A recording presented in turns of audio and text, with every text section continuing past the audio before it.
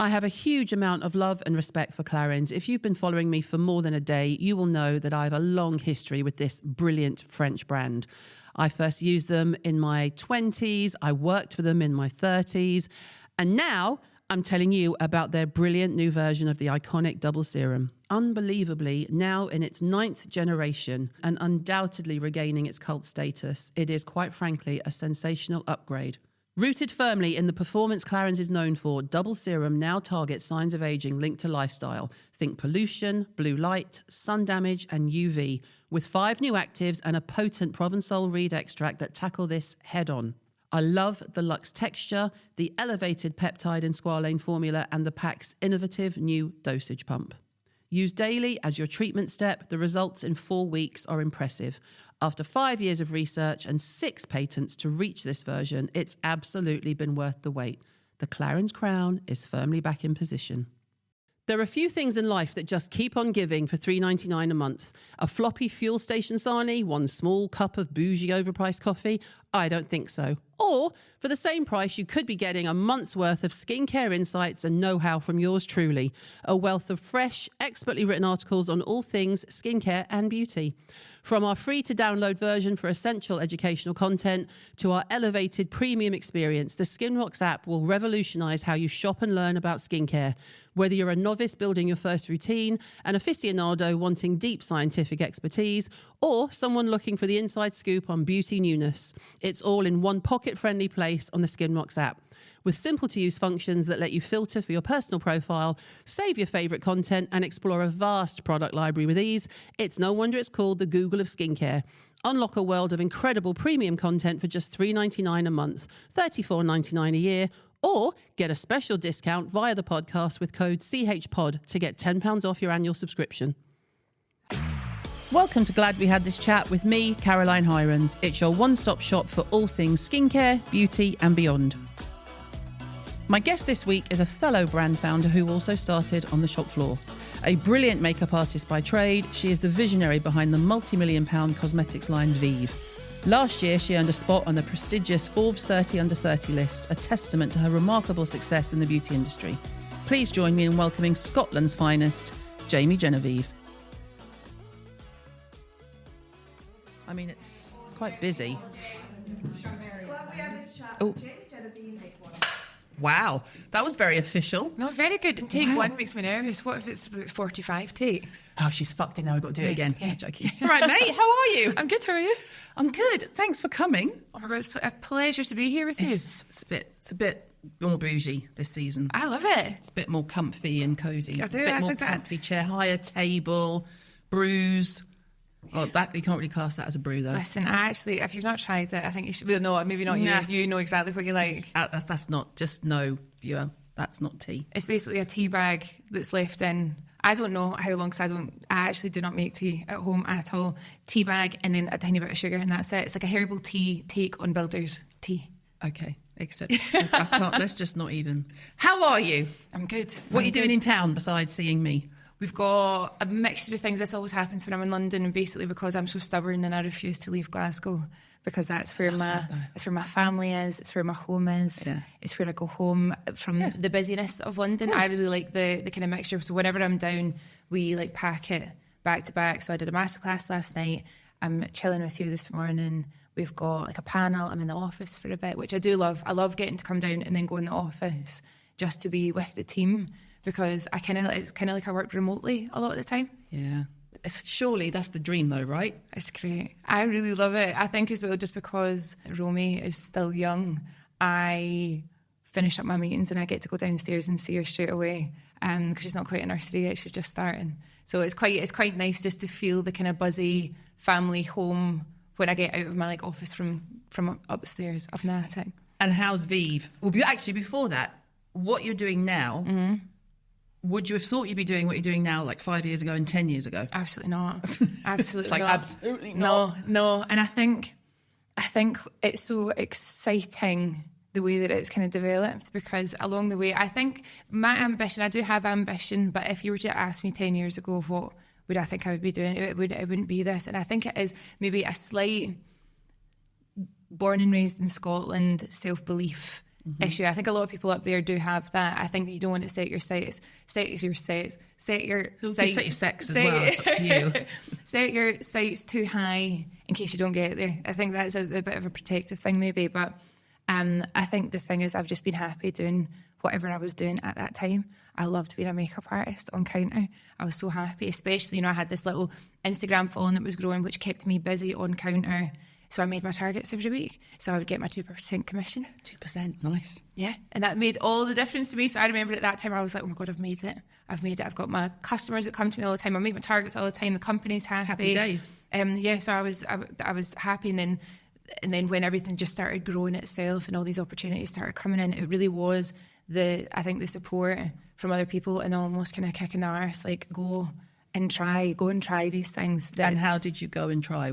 How did you step off the shop floor? I went freelance. So I remember when I was on the shop floor, I remember doing makeup appointments, and because people wanted their makeup done by me, I would spend an hour with customers doing their makeup from start to finish. And the way that people would pay for that was they would have a minimum spend on product. So I would spend an hour doing someone's makeup. I'd love it so much, they'd love it so much, and then at the end of the appointment they had to spend 50 quid. But Is this Illamasqua? Illamasqua, yeah. But that meant that I was making for the counter, I was making 50 quid an hour, and I was like, I'm not going to make my targets anymore if I'm fully booked. Yeah. So friends of mine had gone freelance already. A lot of my friends that I'd went to college with had gone to do like bridal or working in a salon doing appointments, and I knew that I could be busy doing that, and the difference was making £52 for the counter or me making £52 doing the makeup. And then also when you work on counter, you're obviously tied to the brand, and I loved the brand so much, but there was other stuff that I loved too. So when you go freelance, you almost, it's so exciting being able to use your favourites of everything.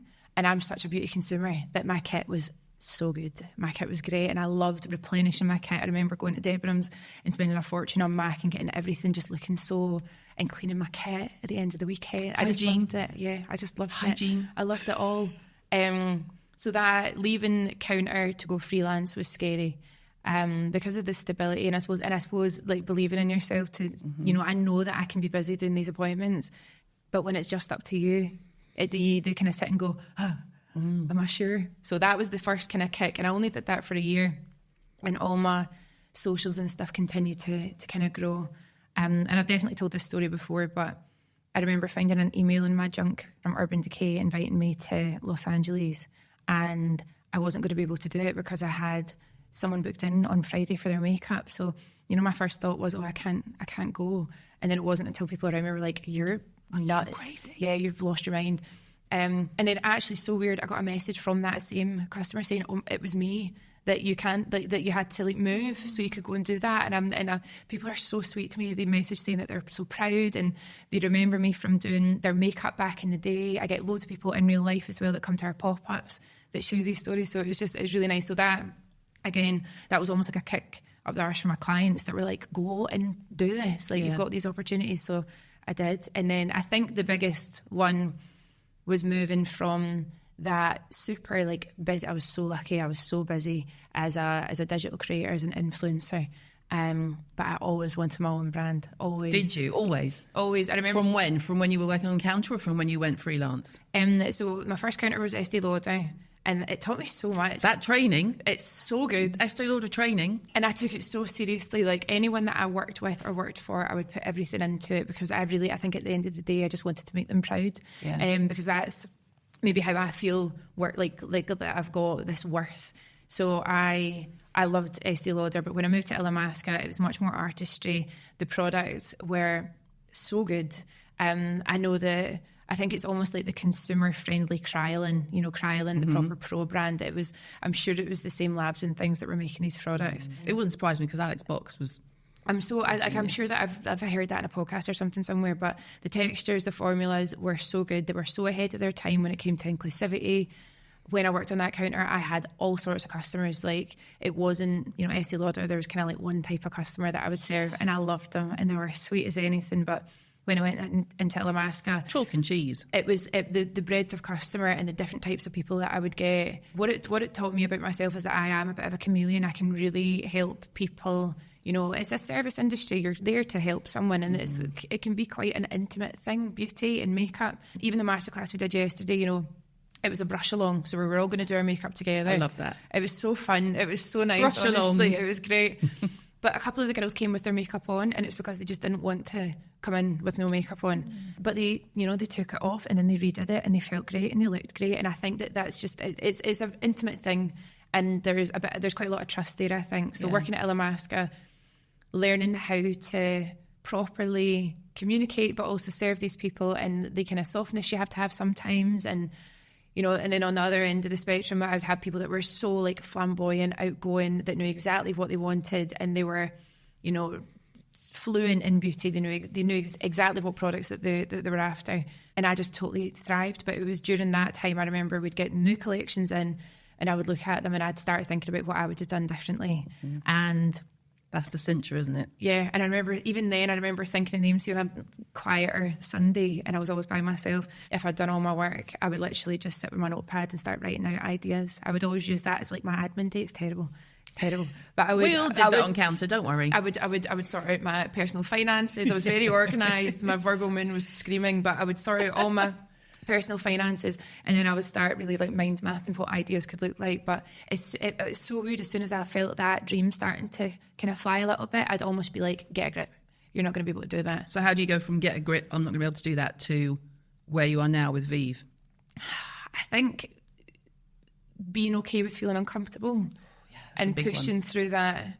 That's a really good one. It's that's what Oprah would call a aha moment for me, because that's what it is. You some people are not comfortable with being uncomfortable. I'm great with being uncomfortable. It doesn't bother me. If we're doing something and it's a bit risky, people are like, and I'm like, don't, just because you wouldn't do it, don't put that on me. I think that when you learn that's where real growth happens. Yeah. It's in a the bit uncomfortable space. Yeah, it's a bit of a superpower. And there's even something that I've said this for ages, and then I saw something else that kind of reframed it in my mind. But the feeling of nervousness and the feeling of excitement, or like anxiety and excitement, are so similar. Yeah. So see, instead of thinking about the worst that can happen, so that's anxiety, right? You think, oh God, it's going to go like this, and then it's going to get worse, and then this is going to happen. Think what's the best thing that could happen, and almost just really try and believe that that's what it's going to be. It's really interesting you say that, because I do have, as the old granny of the industry, one of us, I do have real concerns that the younger generation have no resilience, because they're told that everything is anxiety and mental health driven, rather than nervousness is good. Nervousness can feed things. Yeah. Maybe you're not. Also, when it's used with loose lips and clumsily on social media, that's another thing. Yeah. You're not having an anxiety attack, you're nervous. Yeah. There's nothing wrong with that. Yeah.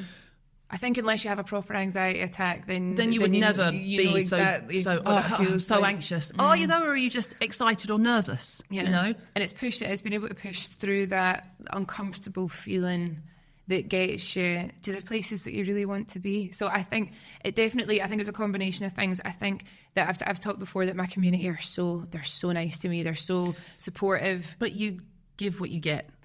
And you are, without question, one of the very few people in the industry that I have never heard anyone say a bad word about. Ever. And you know what? I don't blow smoke. Never. It's always, as soon as you say Jamie, people go, oh. You know, they're like friends when they go, oh, but it's more of a, oh. But that's what you give out. That's so you nice. Get when someone compliments your character, I'm like that. Thanks so much. Thanks so much. I'm so uncomfortable. But see, the support, I think really what I feel is people really lift me up and they really want me to go for it. And I don't think that that's always the case. No, it's not. I think when people start to, you've heard it a million times, when people start to do it a bit too well, people are like, nah, you're getting a bit big for your boots. But even still, like the brand in me, I get messages every day from people saying how much they love our products. I think it's quite rare as well when we win awards and stuff, our customers reach out to congratulate us. Yeah. There's so many like older legacy brands, or even brands that just don't have the heart, that I don't know if their customers would do the same thing. No. So it's a really special thing. But I think that working on my own confidence, maybe, I think that I do give out a kind of confident energy, but I think that deep down there's always little niggles, and I think it is just believing that I deserve to be in the places that I am, if that makes sense. 100%. And to have that at your age means you'll go, like, you speed ahead, you know? That's not to say I don't need to work on it quite a lot. I have to have pep talks myself often. But I still have pep talks myself. Not as many as I used to be fair. I mean, I'm 55. If I haven't got a grip of it by now. I think you're fine. Thanks. Where, because you did collabs first, didn't you? And then where did you go from like shop floor, freelance, collabs with the odd brand, and then VIEVE? So I think the biggest one that I ever did was MAC. I remember I was sitting on the couch doing a Sainsbury's shop, and I got a phone call. It was in me and Jack's old house at this old farm that we loved. And looking back, I'm like, oh my God, it's so cute. But my business partner phoned me. Business partner now, manager at the time, phoned me, and just told me that MAC wanted to collaborate on a lipstick. And the first thing that went through my mind was I tried so many times to get a job there and got knocked back. Yeah. I don't know how hard I tried. I don't think I ever actually applied properly, maybe. But I you know, I think, but I you know, but I it was remember in your head. It was in my head, and I remember I just wanted to work there, and then it just never happened. But we, you know, the conversations, it took a long time. We got to Toronto, we went to the lab, and when this collaboration thing happened, there's quite a lot of people that did it. And what you would do is you would send mood boards, and you know, you basically write a brief on what the shade you wanted it to be and what finish and things. And we all got to the lab, and there was 3 shades that they'd like made for us. So, you know, out from our brief, they'd created these 3 shades. Who were the other people? There was Patricia Bright from the UK, Naima Tang from the US. Who else? It's terrible, I can't remember. But did they make the colour you wanted? So I got there was a couple of people that got there, and they looked at their 3 shades and they were like, yeah, that one's great. And I got there and I saw my 3 shades, and I was like, oh, it's all wrong. Oh, this is all wrong. So I'm going to be that person. Yeah, I know. And actually that, again, I had to push. I felt uncomfortable because I was like, I'm going to make life hell for these people, but I can't be doing this. And I think you'll totally know what I mean by this. Can't put your name on it. People know us so well. They know what standards we uphold. They know what we like. You can't just go ahead with things that don't completely align. Otherwise, you get that. I feel it in my body. I get that sickness in my stomach. When I go to, like, you know, it just wouldn't work. So I started working with one of the technicians, and the shade that I made was a super pale nude, like very fleshy pale nude. Because that's exactly what I loved back then. I still kind of love it now, to be honest. So we just started adding, like, honestly, a ton of white pigment, which dries it out slightly, and then you have to kind of balance it back out with the formula. And I kept on asking, you know, a little bit more white, a little bit yellow, and we got it perfect. And that shade, I think it was like one of their most successful collabs that they did, which was such a buzz to me. But I remember at the time the technician said, "You've got such a lab brain, like you're a real formulator." And I really do think that there's something about me. See, if someone pays me a compliment that sits with me so well, I'm like, that great, that's my life now. So I remember, thanks for that. Honestly, life plan. It's honestly just like that little push from someone else, that little bit of comfort. And I don't know what that says about me, but I do. Maybe at the time I couldn't find that myself, but when someone would give it to me, I'd be like, oh my God, right, okay. I'm on the right track. Kind of, yeah. And now, even when I was at college, I remember I was doing art, ended up doing the makeup for people's projects and stuff, and just someone behind me went, oh my God, you're so good at that. And I turned around and I was like, I'm going to be a makeup artist. This is it. But it was almost just like the stars aligned, and I was like, I know exactly what I wanted to do. How old were you when you had that at college? I think I was 17. Wow. 17 or 18. I'd left school early to work full time because I loved money. I loved working. I loved making my own money. I loved choosing what I wanted to buy. I worked, my last little spell at school, I worked in Lush. And I was doing, like, I think illegal hours for a 17-year-old. Probably, yeah. Because I left school, I loved it so much. And I said to my mum and dad, I was like, I want to leave school and I want to work. My mum and dad are the most brilliant people. They have supported everything that I've ever chose to do. And I remember there was someone that asked my mum and dad, are you not horribly disappointed that she's not going to university? And my mum and dad were like, no. They were like, they've honestly, they've kind of fiercely supported me. Yeah. Which, again, I think my personality, which we've like talked about a bit, that kind of support, that kind of like lifting up, it makes such a difference to me. And I think it would make a lot of difference to a lot of, it makes a lot of difference. Of teenage girls. Me always knowing that if everything went tits up, I could go back to mum. Yeah. Even at the age of 40 or whatever. Yeah. Was just in the back of my head, although it seems ridiculous when you're married with kids. Oh, if it all goes tits up, I'll move in with mum. Honestly, though. But having that. Yeah, it's like the firmest foundations that you can ever have, and it's something that I'm really excited to bring into my parenting as well, just to know that Roma's always got the support in the way that I had it. You're just like, it's my job. Oh, totally. I feel like a big cocoon around her until she breaks free and then runs off away from me, which is inevitable.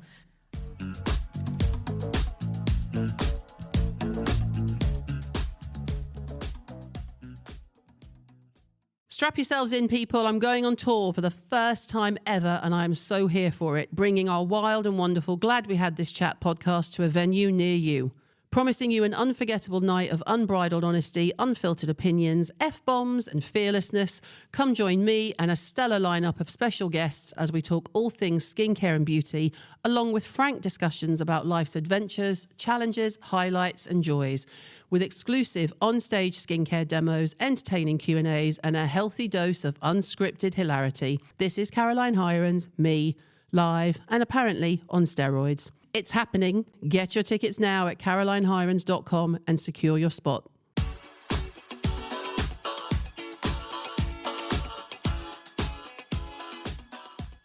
So you have a massive sellout success with MAC. Yeah.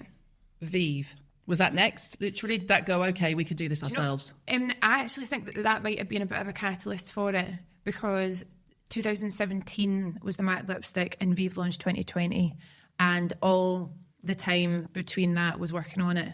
I remember sitting, I think it was a bit of a light bulb moment. I was like, right, if I really want this, I can do it. Like, I can make it work. And I started putting as much money as I could away because I really thought I could fund it all myself.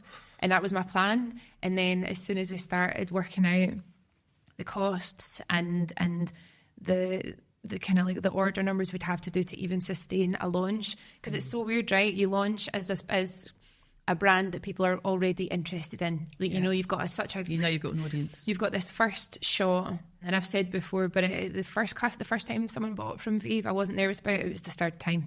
I was like, we want these people to come back. We want them to love this. You know, we want them to be obsessed with this brand. Realised that I definitely couldn't fund it myself, and then that's when we went for investment. Which was such an interesting process because it was during lockdown. So I remember sitting, you know, I'd got all dressed up. I got all dressed up to sit on a Zoom meeting, and our investors are the most, you know, just chilled out. Not all of them, obviously, not to generalise, but, you know, our lead investor from Venrex is so chilled out. He's the most amazing guy. And I literally was sitting, I just remember my hands were sweating so much because I was like, I can't do this. I was like, I've never done this before. I've worked on counter. I went freelance. I've never been a manager. I have never managed people.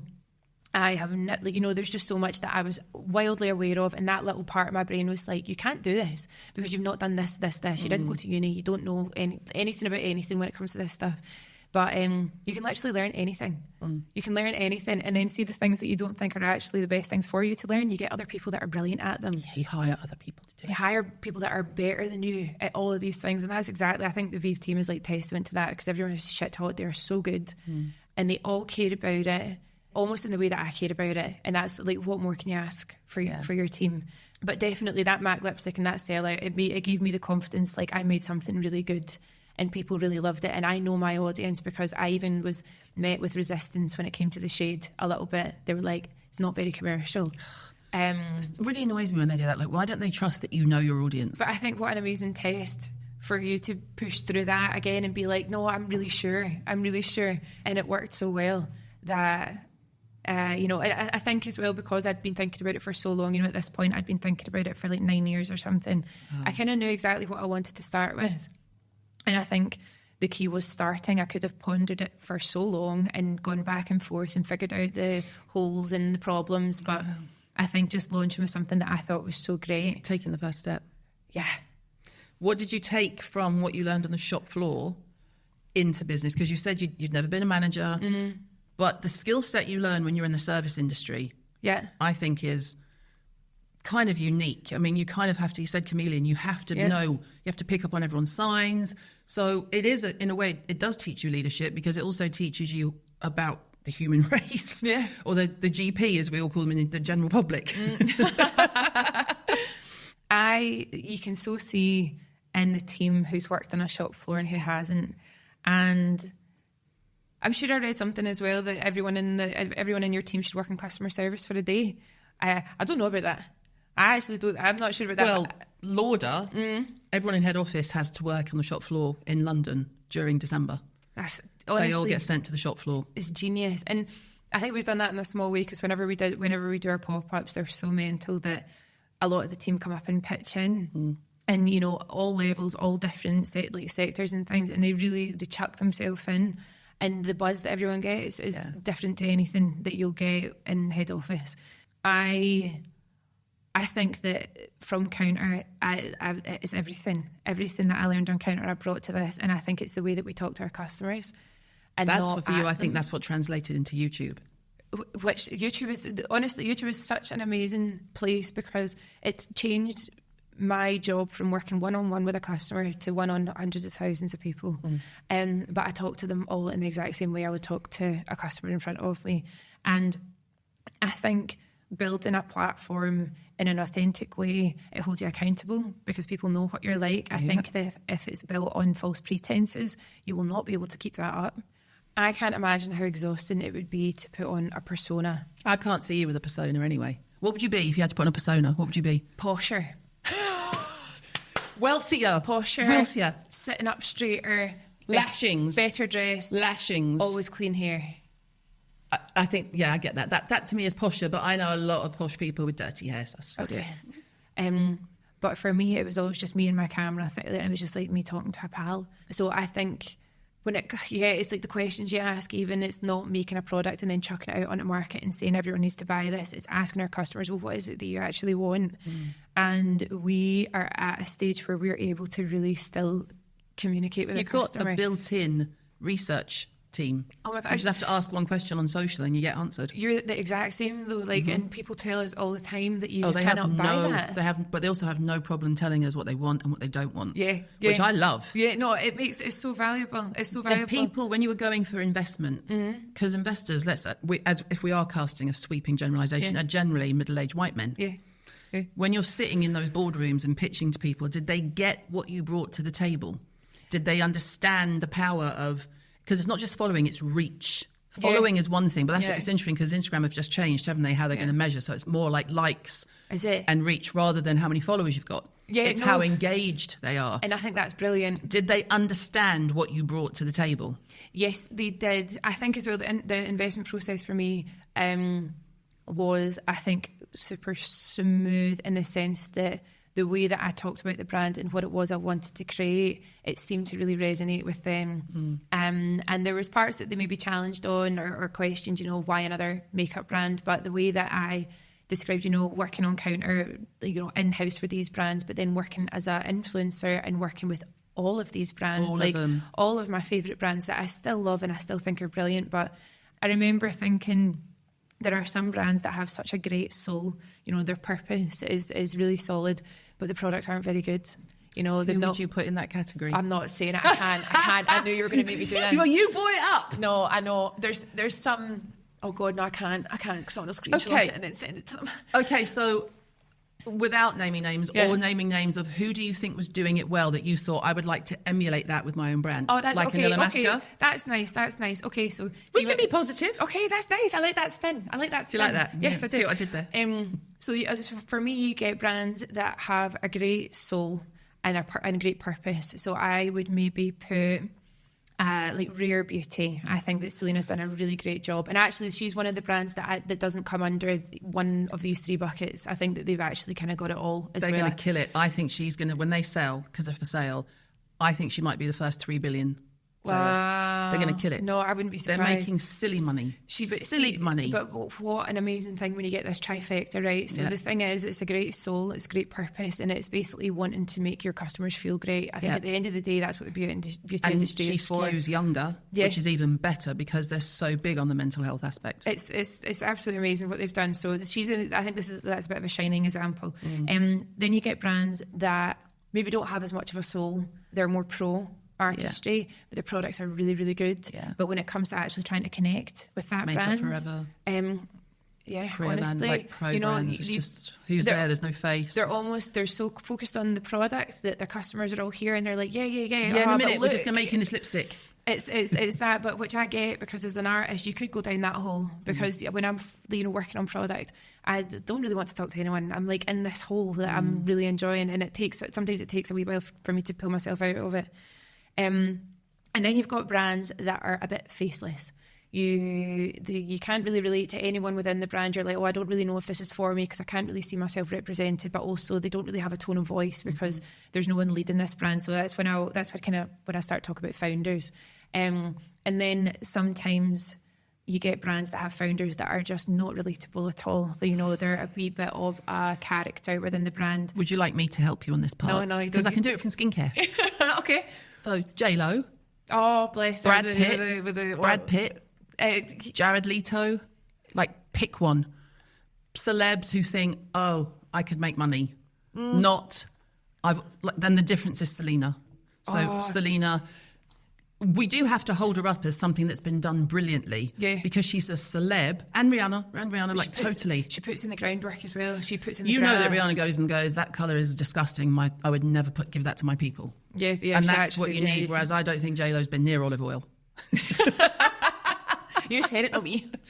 Me with my palms sweating. No. I think that there's this kind of trifecta that makes a brand great, and it's not to say that it's not been done before, but I think that there was a bit of a gap in the market when it came to, as well, what people want to look like. I think that you're either told that you want to be a clean girl and you want to wear 3 products and no more because we're on the go and we're busy and we've got them in our handbag and it's really cute, or you're a makeup wearer and you've got a makeup bag full of stuff and it's a full face every day and it's full coverage. I think that we sit right in the middle of that. But most people do. That's where I sit. But our products lean either way. Yeah. So and that makes me really excited. Someone messaged me the other day saying, thank you so much for showing me how to pair all the different parts of me together and feel really good about it, because you can kind of choose who you want to be that day. And I think products that are flexible as well, we talk about that all the time with our products, but they can be sheared out so much for that clean girl look, or they can be built right up for the kind of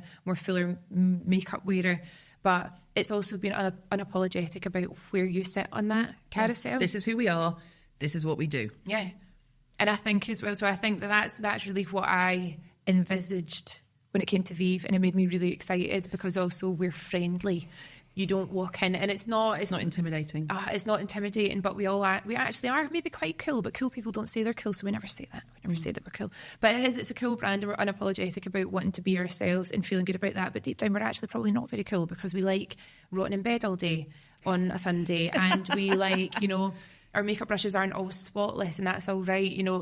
There's definitely an aesthetic and a lifestyle to VIEVE that I think is quite aspirational, but deep down, we're all the same folk.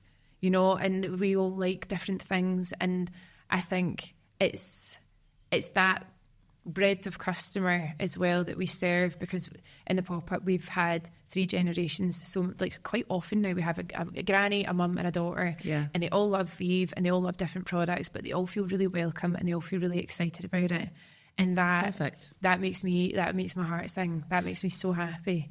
What did your mum and dad say when you were on Forbes 30 under 30? They were just great. I remember. Did they send it to the person who said, "Are you so disappointed she didn't go to uni?" No, with a big, of course not. I think as well. I think that's what I've learned is kind of not celebrating in silence, but letting the work kind of talk for you. So you're just like that.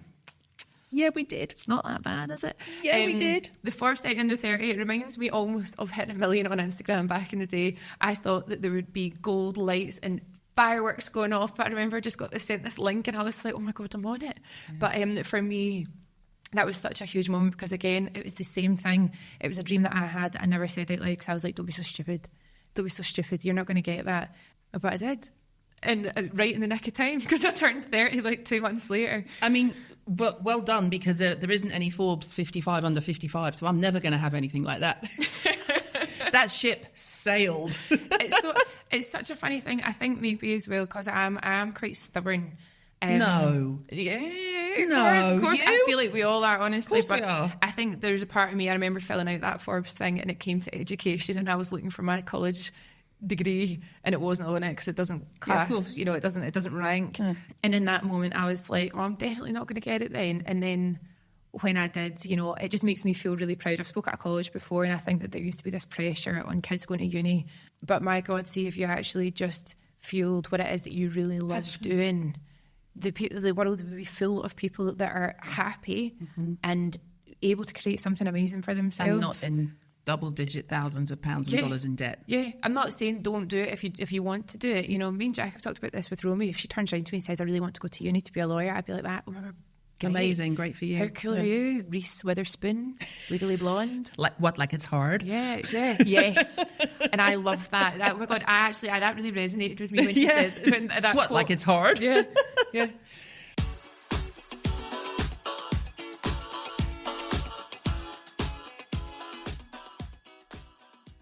Here we are, folks. The most insanely efficacious, sensorial, luxurious cleansing balm in the world has landed. I don't need to tell you what it takes to put my name to a cleansing balm, and this one had one mother of a brief. The Skinrock's cleansing balm is the best balm ever created, and one I would choose every single time over anything I've ever used. 5 roller coaster years of fearless ambition, sky-high expectation, tears, triumphs, and F-bombs. No pressure then, but what a result. Undoubtedly my most anticipated product, this was by far the hardest to make. The texture and crunch that took 4 years to perfect, its ability to decimate literally everything on your face, the R in a jar scent, the paperweight heavy hot pink glass. I mean, literally everything I adore in a cleanser has been distilled into one glorious jar, and it is absolutely spectacular. Transforming from a solid balm to a rich replenishing oil, this barrier nourishing balm is formulated with the same innovative lipid advanced complex as the support oil to deliver supreme skin barrier support and help improve skin firmness, elasticity and hydration. There is simply nothing like it. It's £55, it's ready and waiting, and there is no dupe.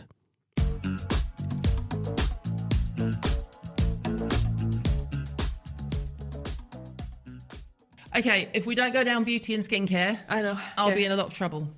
Earliest beauty memories.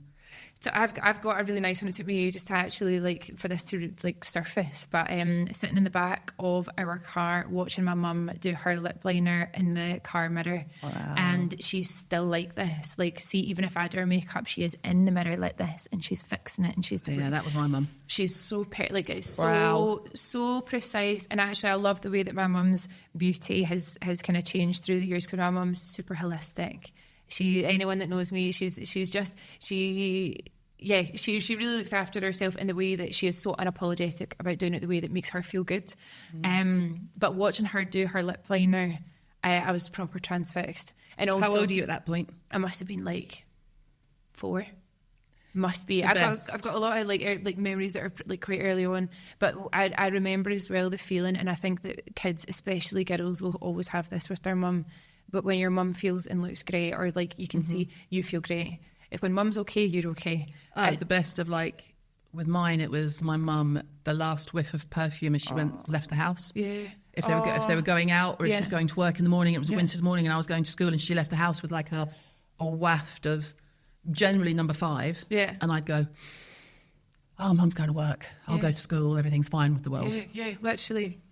So I remember the way that even she held herself, it wasn't obvious at all, but the way that she got in the car and then the way that she got out of the car was completely different. And it was because of this. And she had this little bag, I think it was corduroy, and it had literally 5 products. She had the same bag for years as well, because it wasn't something that we could be splurging on. Yeah, that's what she had, and it was great. And I remember her wee eyebrow pencil. I remember the colour of the lipstick. What brand did she use? What brand? Do you know what? I can't remember. I'm sure I saw a lot of number 7. There was number 7 for sure. It was about the whole process, not the actual product. Yeah, but she was so good at making it work. And I think that that's something that my mum's taught me. Anything that she's had, she's made it work, in life. And she definitely taught me that I can do whatever I want after getting my kick up the arse from everyone else. But but the way that she would do her face, and it was just perfect. And the way that she would hold herself after she'd done that. You see it on counter all the time, and you see it all the time. You see it in yourself in the mirror in the morning. It's a different. Yeah.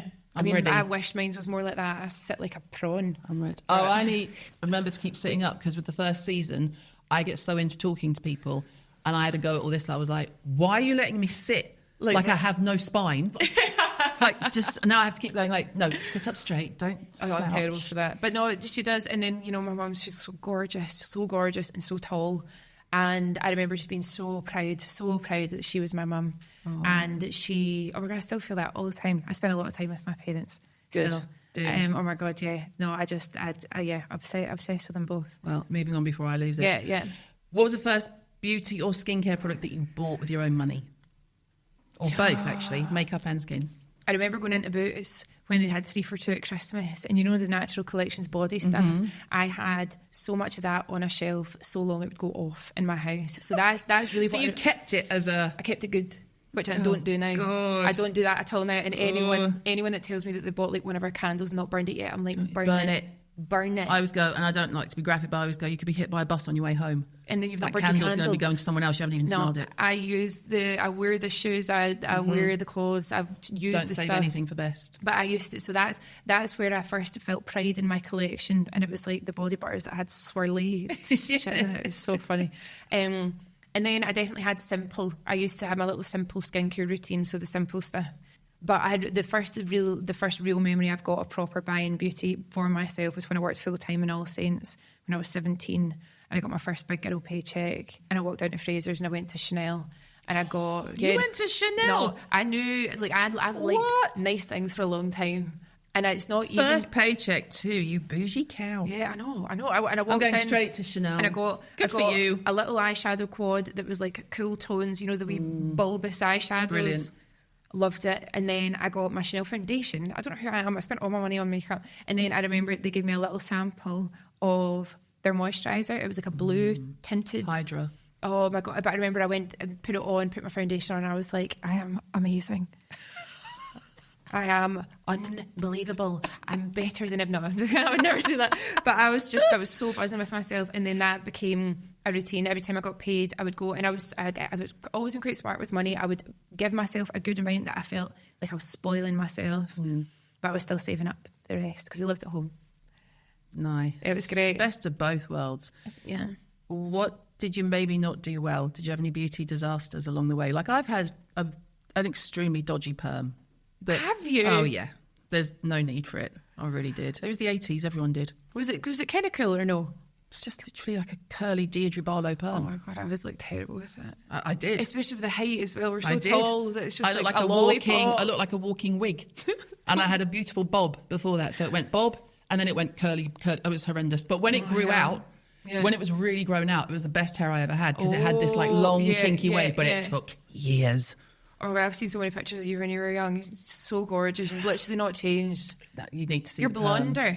You need to see the perm picture. Okay. I'm blonde because I'm grey. Are you? It's easier. I've been going to grey since I was like 19. It's so much easier than being dark and you're grey. Yeah, okay. I haven't got the energy to be dyeing my roots all the time. No. It's easier to hide when you're blonde. Yeah, that's something that I've noticed. I've really let myself go with the hair and the nails and all that. I think it's just since having the baby. I don't want to blame her. Definitely not to blame. I mean, it's all her fault. It's all her fault. No, I just like spending time with her too much. I don't want to go and sit in a hairdresser. Can't be bothered. Yeah, it's wasting time. I definitely remember sitting in the bath and picking up my mum's razor and just going right in between my eyebrows and taking off probably about half a centimetre off the front. I've had a lot of eyebrow things. I used to shave off my eyebrows from the arch so I could draw them in higher, which actually was a look. You're lucky they came back. I know they came back. What Cara, who does my brows, my best pal, she said they grow like grass. So I'm grateful for that. What else? Mine don't. If I had plucked the way that other people plucked in the 90s, I would have nothing there. I think I've got loads. But they all just make me... The shaving of the brow. The shaving of the brow right down the middle. And when you see... It's always footballers. Like if we're watching football, there's always footballers and I go, Jesus, who's done his brows? I know, like a proper wax. And the wax, like Beckham has his brows waxed. Ronaldo has better brows than any woman. Yeah. I'm like, that's some serious I've actually work. noticed his brows. I'm not big on football at all, but I have noticed Ronaldo's brows. I'm like, oh, that's some waxing. I'm the one who sits there and watches Match of the Day as it used to be and go, oh, Gary Lineker's Botox bruised. And Jim's like, what? And I'm like, God, oh, yeah. Stop. Yeah, stop. Of course. That's so funny, though, that you would even notice these things. I would now, maybe now. You would notice if they hadn't blended. I noticed Botox bruising. Okay, true. Okay, if your bathroom was on fire, what's the one product you would save? Do you know what's so funny? You're going to get mad at me the same answer every time. No. It's Skin Nova, just because I can put it everywhere, all over my body. But then let's say that I'd have an abundance of that because I made it and it's not that. And not yours. Oh, no, do you know what? And I don't know how you're going to feel about this, but the Dr. Dennis Gross LED mask. Oh, yeah. I've been using it every day. I just love that it's 3 minutes. I put it on and it's 3 minutes and then it's done. Yeah. And then I'll chuck on just the most hydrating skincare of all time. And I think that my skin loves it. Well, why would I be angry with that? I don't know. I'm always nervous in case you're like that. Oh, I hate that. And I'm like, I love LED and I love Dr. Dennis Gross. I have his bobbly head behind me in the office. Oh my God, why did they make that? I don't know, you can get them made because there's one of Bobby Brown doing the rounds too. Someone sent me a picture of, you can get paper masks for Halloween. Someone sent me a picture because they looked up my name on Amazon trying to find the tanning spray that I made. And there's cardboard cutouts of my face from years ago. I have a candle. They made, those candles of famous people praying. Is it you? No, they've got one of me. Someone sent me, I've never seen anything so funny in my life. It's because you are a queen. It's hysterical. Literally, I showed my mother and she was just like, that's nice, pet. Did you not buy it? No, they sent me one and then I bought it for the fam just to wind them up. It's hysterical. Funny. I'm like, look. Maybe I should buy the cardboard face things for my family. Me and the Virgin Mary. That's me. That's too funny. It's quite artistic. Utterly bizarre. But what is your current skincare routine? My skincare routine at the moment is quite funny because this is the most berserk it's ever been. So I used to always sit and do my skincare at my makeup desk, but I moved everything upstairs. None of our bathrooms are actually finished, so I don't have anywhere to keep my skincare. So I have 3 products at my bedside table that I'll go, and I swear, and at the end of the night I'll lie in my bed, I'll do my mask, and then I'll chuck them on, and then that's it. And then in the morning I do Skin Nova. So the products are my Dr. Dennis Gross mask, and then I've got my Skin in Me, which has got Doser. The daily doser, but it's just azelaic acid and niacinamide. So it's a bit more gentle, which I think is all that my skin needs. And I'll put that on. I don't use that every day either. Put that on, and then I'll love Dr. Jart ceramide, and there's a La Roche-Posay. Is it called Cicaplast? Is that the big thick one? The bomb. I really like that on top of even just Skin Nova. So see light moisturiser and then something occlusive on top just to lock it all in. Because I actually do think that my skin is on the drier side these days. Probably just from lifestyle, travel. Think so. Baby. Think so. But that's literally it. Well, what do you wash your face with? Oh, no, I do. Okay, I'll wash my face. Being very concerned then. I'm like... No, I do. So I'll have a bath or a shower every night. I'm a nighttime bather, showerer. I'm very much in the mindset that I wake up clean because I just went to bed after having a bath or a shower and I'm clean. I definitely do not. I'm a sweater. Okay, fair. Once you've been through perimenopause and menopause, you will not wake up clean. Do you know that? You wake up going, Jesus, I'm dying. That's the only time that I would shower in the morning was the night sweats after having Romy. I used to have to sleep on the towels because it was just pouring out of me. Disgusting, isn't it? Oh my God, it's brutal. But brutal. I wash my face with cleansers. I'm a little bit more fickle. I'll try things, sure. But then there's things that I'll try that I'll come out in spots like around my hairline, and I'm like, absolutely not. There's one that I tried recently, and I was like, absolutely not. You can tell me after, as long as it wasn't mine. No, it wasn't yours. I love your gel cleanser. That's definitely my favourite texture. I love something foaming to get my makeup off. I really like something, or a balm. I really love Elemis cleansing balm, the collagen cleansing balm. Yeah. I really like the Hello Clean from Pharmacy. Oh yeah. The pharmacy balm. Yeah. Sorry. Basically, a balm that emulsifies, and then it all comes off. I also love an oil. I can't even remember what ones that I'm loving at the moment. But I'm just reassured that you're washing your face properly. Yes, love washing my face. I really thoroughly enjoy washing my face. Oh, lovely. What's your favourite smell of a product? What do I love? So I like things like Chanel makeup always has their signature smell of rose. Yeah. I like the Skinrock's fragrance. Yeah. But then I also like the sort of high-end skincare fragrance, like I love Shiseido smells, La Mer smells. Yeah. Just that traditional, expensive skincare smell that you don't need. Yeah, I love smells. But it's amor. I love smell. I really do love a scented product. I think that I love the Elemis smell because it smells like a spa.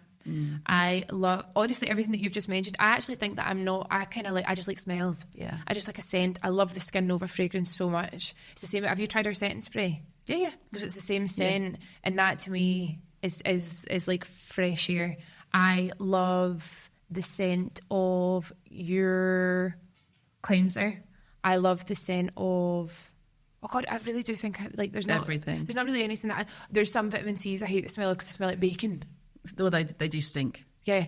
A good vitamin C smells. Our antioxidant has a pong to it. It wears off immediately, but there is a pong. But that's the thing, isn't it? It's just so vitamin C is not my favourite smell. That's literally it. But I like scents. I just like all scents. And one product you had to wear for the rest of your life, is it going to be Skin Nova? No, because I'm not going to give you a boring answer. Okay. One product for the rest of your life. I honestly think any kind of emollient balm that would keep me hydrated and shiny and greasy. There's no better feeling than putting a nice thick layer on and feeling like your skin looks plastic. Yeah, I do like that. I love it. Your skin looks good. I'm like, oh, thanks, it's not mine. No, it's literally, it's a layer. It's an inclusive layer. Literally. So I think something like that, like something like the ones that I mentioned, like I really love that La Roche-Posay one, the one that's, I think it's for like super sensitive, broken skin. Yeah. I just put it everywhere. Everywhere. What's your current fragrance of choice? Oh, this is so funny. So I've started wearing this new perfume and I love it so much. And I feel like it's like my signature scent and I got really excited about it. And then we did the roadshow and I met 1,300 people and they all wear it. Almost all of them asked me what it was, and I was like, shit, did I gatekeep this? No, because I'm not naturally a gatekeeper, but also we're all going to be smelling the same. So I told everyone what it was. So it's called Guidance by Amouage. It is so stunning. What's the notes are, to me it smells quite rhubarby at the start, but I think it's very feminine and soft, but there's like a vanilla. I bloody love vanilla. I love vanilla, but there's so much depth to it. It's definitely got sandalwood in it. I can't remember off the top of my head, but it is like intoxicating and it follows people around, like to the point where people can smell me from like round the corner and they're like, I could smell you. So which thankfully was a good thing. Thankfully was a good thing. There's no better thing than getting told you smell great, I think. So what I've decided is I'm not going to gatekeep, but when anyone ever sprays it, they'll think of me and that's really nice. That's a nice positive twist. Yeah. We're going to run out of time, but do you have a burning question for me? Yes. Right, hold on. Should I be scared? No. Burning question. What? Oh, okay. I'm actually going to use this for a bit of MPT. Okay. What, in your opinion, are the 3 most advanced ingredients, like the ingredients that are packing a punch right now for skin? And it can be renewal, or it can be hydration or comfort, barrier repair and things like that. I'd like to know 3 ingredients that have caught your eye that you think are for skincare or to put into makeup? But both. Both. Yeah, both.